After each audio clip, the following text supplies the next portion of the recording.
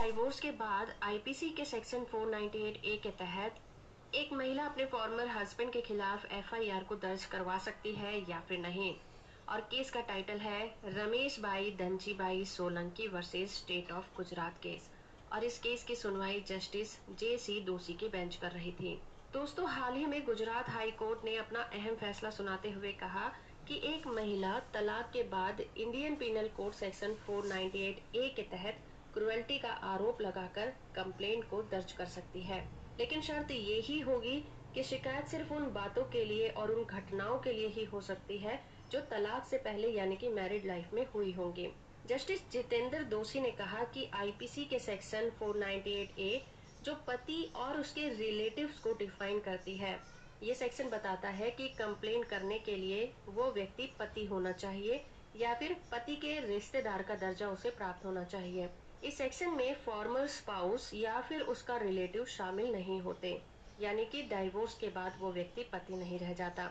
लेकिन इस प्रोविजन में ये भी कहा गया है कि एक महिला सेक्शन 498 ए के तहत मामले को दर्ज करवा सकती है। इसका मतलब ये हुआ कि मामला दर्ज करवाते समय उस महिला का पत्नी होना जरूरी नहीं है। इसी के आधार पर कोर्ट ने माना कि सेक्शन 498 ए की कंप्लेंट एक तलाकशुदा पत्नी भी कर सकती है, लेकिन ये घटनाएं मैरिड लाइफ से जुड़ी हुई होनी चाहिए। ये मामला दोनों के डाइवोर्स के लगभग 20 महीने बाद का है।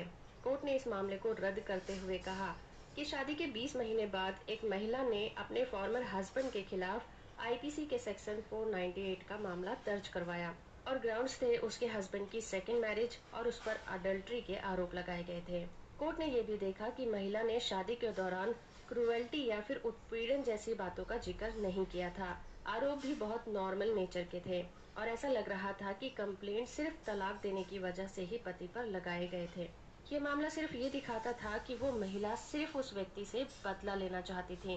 कोर्ट ने इस मामले को रद्द करते हुए कहा कि एक बार डाइवोर्स की डिग्री हो जाने के बाद दोनों हस्बैंड वाइफ नहीं रह जाते। और साथ ही ये भी कहा कि इस तरह के मामलों में अगर कंप्लेंट दर्ज भी होती है तो केवल उन बातों के लिए होनी चाहिए जो कि शादी के दौरान हुई हो। वीडियो इन्फॉर्मेटिव है तो आप इसे लाइक, शेयर और चैनल को सब्सक्राइब करना भी बिल्कुल मत भूलिएगा।